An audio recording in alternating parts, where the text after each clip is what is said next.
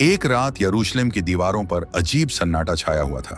कोई उत्सव नहीं, कोई याजक सेवा नहीं और कोई स्तुति गीत नहीं। सुलेमान द्वारा निर्मित मंदिर की बाहरी दीवारों पर केवल हवा की सरसराहट थी। कोई नहीं जानता था कि अगली सुबह यहूदा के लिए कैसी होगी। एक युग समाप्त हो चुका था और लोगों को अभी इसका एहसास भी नहीं था। यहोशापात, उज्जियाह, हिजकिय्याह जैसे राजाओं के वंशज अब केवल एक राजनीतिक औपचारिकता बन चुके थे। एक समय था जब यहूदा का राजा परमेश्वर की आज्ञाओं के अनुसार चलता था, जब भविष्यवक्ता दरबार में सुने जाते थे और जब मंदिर केवल एक इमारत नहीं बल्कि यहोवा की उपस्थिति का केंद्र था। पर अब राज्य चल रहा था लेकिन आत्मा मर चुकी थी। यही वह समय था जब योशिय्याह, वह राजा जिसने पुनर्सुधार की लहर चलाई थी, जो पापमयी याजक सेवा को उखाड़ फेंकता था और जिसने पूरी प्रजा को वाचा के नवीकरण के लिए प्रेरित किया था, वह युद्ध में मारा गया। मिस्र के फिरौन नेको के विरुद्ध मेगिद्दो में उसका जाना और वहां उसका वीरगति को प्राप्त होना केवल एक राजकीय मृत्यु नहीं थी, वह यहूदा की नैतिक छतरी के ढजाने जैसा था। उसकी मृत्यु के बाद उसका पुत्र यहोआहाज केवल 3 महीने के लिए राजा बना। जनता ने उसे चुना क्योंकि वह अपने पिता की तरह धर्मपरायण प्रतीत होता था। पर मिस्र के फिरौन नेको को यह स्वीकार नहीं था। उसने यहोआहाज को बंदी बना लिया और एलयाकीम को सिंहासन पर बैठा दिया, लेकिन एक नई पहचान के साथ, यहोयाकीम। यह नाम परिवर्तन केवल शब्दों का खेल नहीं था, यह एक संकेत था।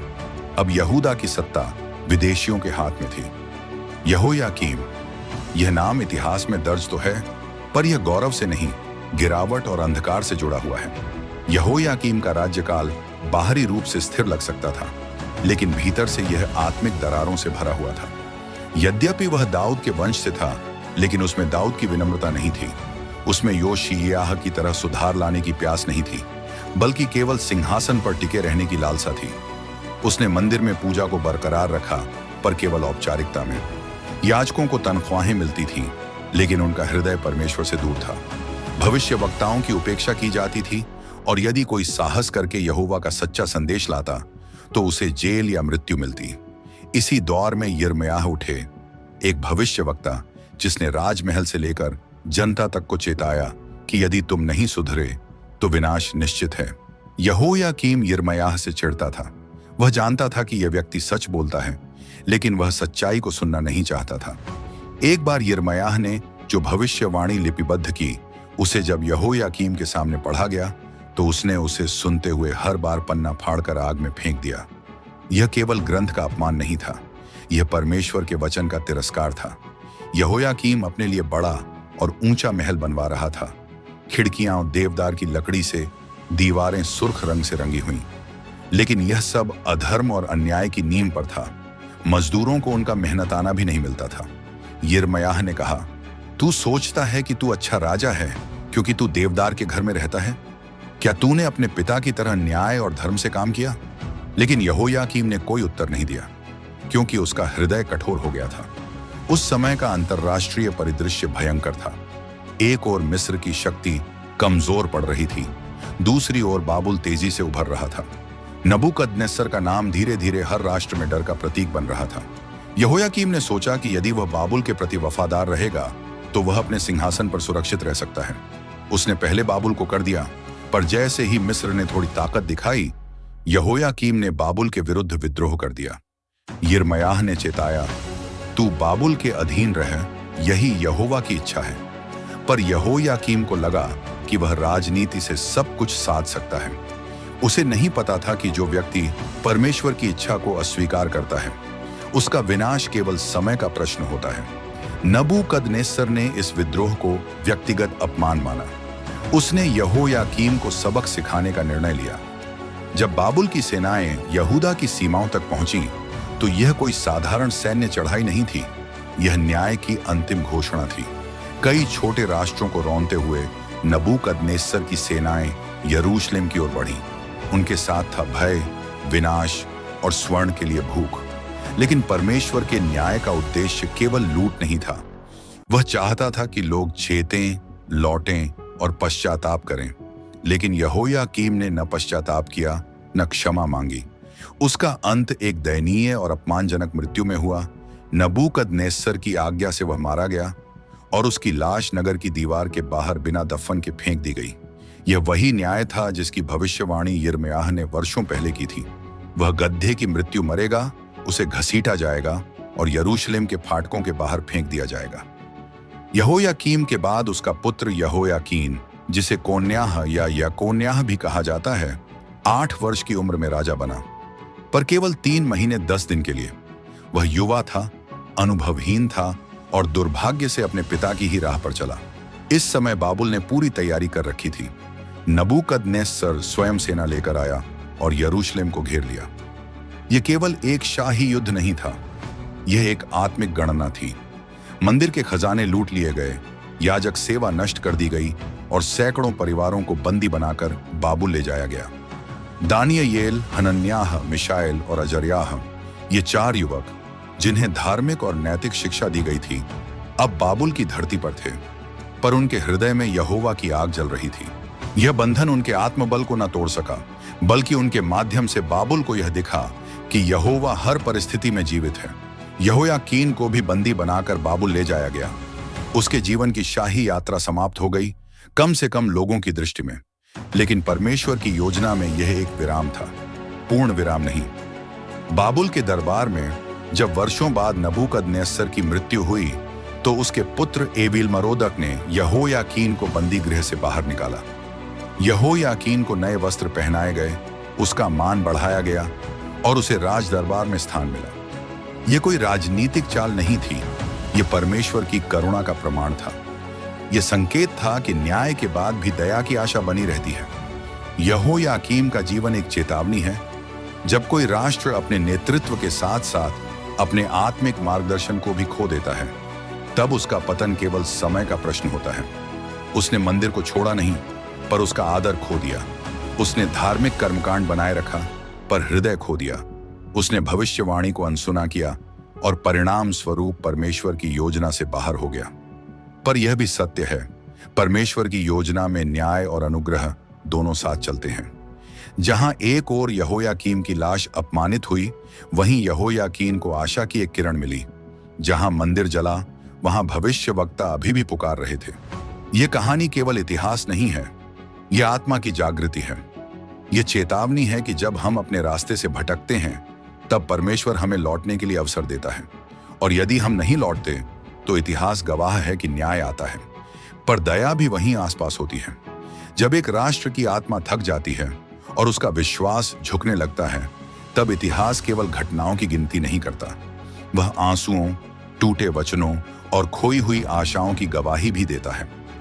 यहोयाकीम का शासन ऐसा ही एक काल था, जहां सिंहासन पर बैठा हुआ व्यक्ति स्वयं भय और अहंकार का मिश्रण था, और नीचे जनता की आत्मा धीरे धीरे कुचली जा रही थी। यहोयाकीम की मृत्यु के बाद जो कुछ हुआ, वह केवल सत्ता का हस्तांतरण नहीं था, वह न्याय, धर्म और आस्था के अंतिम स्तंभों के टूटने की शुरुआत थी। यहोयाकीम की मृत्यु के पश्चात उसका पुत्र यहोयाकीन राजा बना। वह बालक अभी अनुभवहीन था और 3 महीने और 10 दिनों तक ही शासन कर सका। यह कोई सामान्य शासन नहीं था, यह 3 महीनों की प्रतीक्षा थी एक सुनामी की, जो यहूदा को जड़ से उखाड़ देने वाली थी। यहोयाकीन ने अपने पिता की ही नीति को अपनाया, बगावत, मूर्ति पूजा और नैतिक पतन। उसकी आंखें सत्ता की दीवारों से बाहर की वास्तविकता को देखने में असमर्थ थीं, और उस समय एक भयावह शक्ति पूर्व से बढ़ती चली आ रही थी, बाबुल। नबूकदनेस्सर, बाबुल का शक्तिशाली सम्राट, यहोयाकीन के शासनकाल में यरूशलेम पर चढ़ाया। यह कोई अचानक हमला नहीं था, बल्कि एक सोची समझी नीति का निष्कर्ष था। नबूकदनेस्सर जानता था कि यदि वह केवल राजमहल और सैन्य बल को हराएगा, तो वह केवल भूमि जीतेगा। लेकिन अगर वह यहूदी राष्ट्र के मस्तिष्क और आत्मा को बंदी बना ले, तो वह यहूदा की जड़ों को उखाड़ सकता है, और यही हुआ। यरूशलेम पर अधिकार करके नबूकदनेस्सर ने यहोयाकीन को, उसके परिवार को और यहूदा के सर्वश्रेष्ठ युवकों, शिल्पकारों, योद्धाओं और शिक्षित जनों को बंदी बना लिया। यह पहला निर्वासन था, एक ऐसा समय जहां आस्था, भाषा और आत्मसंस्कार की नींव को तोड़ा गया। इन बंदियों में शामिल थे दानियेल, हनन्याह, मिशाएल, अजर्याह, युवा, परंतु आत्मा में प्रज्वलित। ये लोग बाबुल में ले जाए गए। लेकिन यहीं से शुरू हुई वह गाथा जिसमें पराजय में भी विश्वास की विजय दिखाई देने वाली थी। नबूकदनेस्सर ने अब यहोयाकीन के चाचा मत्तन्याह को राजा बनाया और उसका नाम बदलकर सिदकिय्याह रख दिया। यह नामकरण केवल एक प्रतीक नहीं था, यह एक चेतावनी थी कि अब यहूदा बाबुल की छाया में जिएगा। सिदकिय्याह दिखने में विनम्र पर भीतर से कमजोर और दोहरे मन वाला व्यक्ति था। उसे नबूकदनेस्सर ने विश्वासघात न करने की शपथ दिलाई थी, लेकिन जैसे ही उसे यरूशलेम में सत्ता मिली वह वही करने लगा जो पूर्वजों ने किया था। मूर्ति पूजा, याजक भ्रष्टाचार, न्याय का हनन और परमेश्वर की चेतावनियों को अनसुना करना। इस अंधकारमय समय में एक आवाज बार बार गूंजती रही, यिर्मयाह की। वह रोता था, पुकारता था, भविष्यवाणी करता था और विनती करता था, झुको बाबुल के सामने, यही यहोवा की इच्छा है, यही उद्धार का मार्ग है। लेकिन जनता और शासकों के कान बंद हो चुके थे। यिर्मयाह को देशद्रोही कहा गया, उसे कोठरी में डाला गया, उसे कीचड़ से भरे गड्ढे में फेंका गया। लेकिन वह चुप नहीं हुआ, क्योंकि वह जानता था यह कोई सामान्य आक्रमण नहीं, यह परमेश्वर का न्याय है और उस न्याय को रोकने का एकमात्र तरीका था पश्चाताप। सिदकिय्याह ने नबूकदनेस्सर की शपथ तोड़ी। उसने मिस्र से सैन्य सहायता लेने का प्रयास किया, यह सोचकर कि शायद वह यहूदा को बचा ले। पर मिस्र स्वयं बिखराव की अवस्था में था। वे केवल वादे करते रहे और सहायता नहीं पहुंची। इसी बीच बाबुल का कोपाग्नि प्रज्वलित हुआ। नबूकदनेस्सर की सेनाएं फिर लौटी और इस बार वह केवल शासन स्थापित करने नहीं, यरूशलेम को पूरी तरह मिटाने आई थी। यरूशलेम की दीवारों के बाहर बाबुल की सेनाएं तैनात हो गईं। यह घेराव लगभग 2.5 वर्षों तक चला। भोजन समाप्त होने लगा, जल का अभाव हुआ, शहर के लोग चमड़े, घास और अंततः अपने ही बच्चों का मांस खाने को मजबूर हो गए। यिर्मयाह की यह भविष्यवाणी उस समय हृदय विदारक सत्य बन चुकी थी। माताएं अपने बच्चों को खाएंगी और अंततः वह भयावह दिन आया। दीवारें टूटी, नगर पर आक्रमण हुआ और सुलेमान का मंदिर, यहोवा का पवित्र स्थान, आग की लपटों में समा गया। सोने के पात्र लूट लिए गए, याजकों को मारा गया और यरूशलेम की भव्यता राख बन गई। सिदकिय्याह अपनी सेना और परिवार के साथ भागने का प्रयास करता है, लेकिन यरीहो के निकट पकड़ा जाता है। उसे नबूकदनेस्सर के सामने लाया जाता है। वहां उसके सभी पुत्रों को उसकी आंखों के सामने मार डाला जाता है और फिर उसकी आंखें फोड़ दी जाती हैं। अंधा, टूटा हुआ, बेड़ियों में जकड़ा हुआ सिदकिय्याह बाबुल ले जाया गया। उसका जीवन एक प्रतीक बन गया। जब एक राष्ट्र अपने परमेश्वर से विमुख होता है तो उसका अंत कितना भयानक हो सकता है। सब कुछ समाप्त हो चुका था, या शायद नहीं। यहोयाकीन जो वर्षों से बाबुल में बंदी था, उसके लिए एक आशा की किरण चमकी। नबूकदनेस्सर की मृत्यु के बाद उसका उत्तराधिकारी एविल-मरोदक आया, जिसने यहोयाकीन को कारागार से निकालकर सम्मानित किया, उसे राजसी वस्त्र पहनाए और अपने साथ भोजन की मेज पर स्थान दिया। यह छोटा सा दृश्य जैसे एक दीपक हो अंधकार के बीच। यह दर्शाता है कि परमेश्वर अब भी अपने वचन को नहीं भूला था। परमेश्वर दंड दे सकता है, परंतु उसकी करुणा कभी समाप्त नहीं होती। धूल और राख से उठती एक धीमी सांस, यरूशलेम की छाती से निकलती वह अंतिम कराह। सुलेमान का मंदिर जो कभी स्वर्ण से दमकता था, अब राख का ढेर बन चुका था और यहूदा, एक बार जिसे परमेश्वर का अपना राष्ट्र कहा जाता था, अब इतिहास के सबसे गहरे गर्त में गिर चुका था। लेकिन क्या वास्तव में यह अंत था? नहीं। यहोवा का मार्ग मनुष्यों के समान नहीं होता। जहां लोग समाप्ति देखते हैं, वहां परमेश्वर आरंभ करता है। बाबुल, संसार की सबसे शक्तिशाली साम्राज्य, विशाल दीवारों वाला नगर, लटकते बागों का चमत्कार और सम्राट नबूकदनेस्सर की महिमा का केंद्र। उसी नगर में यहोयाकीन और यहूदा के सैकड़ों लोग बंधक बनाकर लाए गए थे। परमेश्वर की योजना वहीं आरंभ हुई। दानियेल, हनन्याह, मिशाएल और अजर्याह, 4 युवा जिनके दिल में यहोवा के प्रति अडिग विश्वास था, वे राजमहल के बीच में खड़े हुए। शाही भोजन और मदिरा के सामने उन्होंने कहा, हम अपने परमेश्वर की व्यवस्था को नहीं तोड़ेंगे। उनका इनकार, उनका आत्मनियंत्रण और उनका अद्वितीय ज्ञान पूरे बाबुल में प्रसिद्ध हो गया। यह प्रेरणा देता है कि जब हर ओर भ्रष्टाचार हो, जब विश्वास के मार्ग पर चलना कठिन हो, तब भी कुछ लोग सत्य की लौ जलाए रख सकते हैं और परमेश्वर ऐसे ही लोगों का उपयोग करता है। बाबुल में ही भविष्यवक्ता यिर्मयाह का एक पत्र पहुंचा, एक संदेश उन बंधुआ लोगों के लिए। उसमें लिखा था, तुम घर बनाओ, उनमें रहो, खेत लगाओ, उनका फल खाओ, अपनी शांति के लिए प्रार्थना करो, क्योंकि वहां की शांति में ही तुम्हारी शांति है। और फिर वह वचन जो युगों तक प्रेरणा देता रहा, मैं तुम्हारे लिए जो योजना जानता हूं वह शांति की योजना है, न कि हानि की, तुम्हें आशा और भविष्य देने की। इस संदेश ने लोगों के टूटे हुए मनों में विश्वास की एक किरण जगाई। वे जान गए कि परमेश्वर ने उन्हें त्यागा नहीं है, बल्कि उन्हें बदल रहा है। वह उन्हें नया बना रहा है, हृदय, सोच और आत्मा में। इसी बाबुल में वर्षों बाद एक असाधारण घटना घटती है। नबूकदनेस्सर की मृत्यु के पश्चात उसका पुत्र एवील मरोदक सिंहासन पर बैठता है। और वह क्या करता है? वह यहोयाकीन को बंदी गृह से बाहर बुलाता है, उसे राजसी वस्त्र पहनाता है, उसे अपने साथ राजदरबार में स्थान देता है, उसे आदर और सम्मान देता है, उन सब राजाओं से अधिक जो बाबुल में थे। ये वही यहोयाकीन है जिसने कभी यहोवा के विरुद्ध पाप किया था, वह जिसे मात्र 3 महीने और 10 दिन का राजा कहा गया था, लेकिन परमेश्वर की करुणा ने उसे वर्षों के बाद भी स्मरण रखा। यह घटना बाइबल का सबसे सुंदर पुनः स्थापन है। यह दिखाती है कि जब परमेश्वर दंड देता है तब भी वह अपने वचन से पीछे नहीं हटता। दया हमेशा उसके न्याय से अधिक होती है। बाबुल की भूमि में एक नया यहूदा जन्म ले रहा था, युवा दानियेल, जो सिंहों की मांद में भी परमेश्वर पर विश्वास से टिका रहा। शद्रक, मेशक और अबेदनगो, जो अग्नि की भट्ठी में भी झुके नहीं।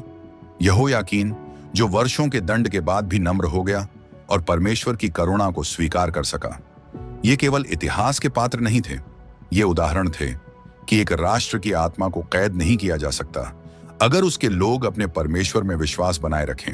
भविष्यवक्ता यशायाह, यिर्मयाह, यहेजकेल, सभी ने यह घोषणा की थी, एक दिन शेष बचा हुआ जन लौटेगा।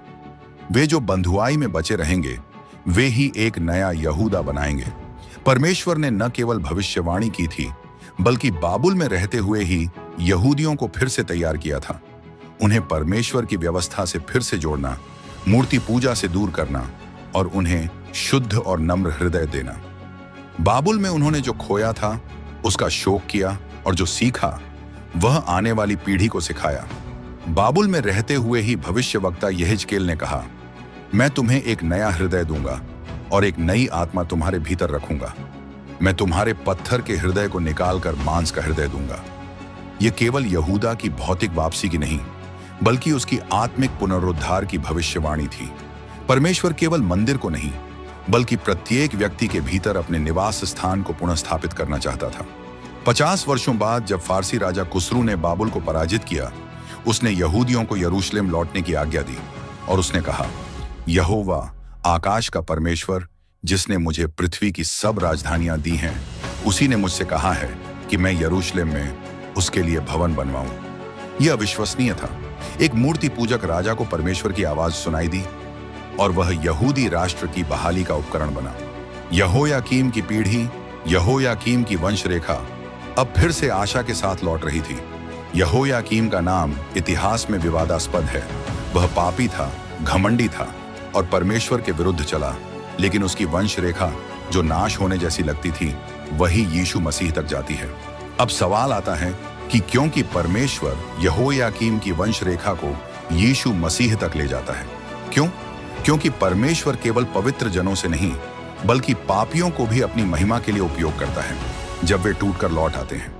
यहोयाकीम की कहानी केवल एक व्यक्ति की नहीं, बल्कि एक राष्ट्र, एक वंश और एक आत्मा की यात्रा है। उसने पाप किया, लेकिन उसकी वंश रेखा को परमेश्वर ने नष्ट नहीं किया।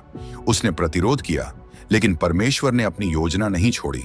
जब सब कुछ राख हो गया, तब परमेश्वर ने उसमें से आशा का बीज उगाया। यह कहानी आज भी हमें सिखाती है, कोई भी इतना टूट नहीं सकता कि परमेश्वर उसे फिर से जोड़ न सके। कोई भी इतना गिर नहीं सकता कि परमेश्वर उसे उठा न सके।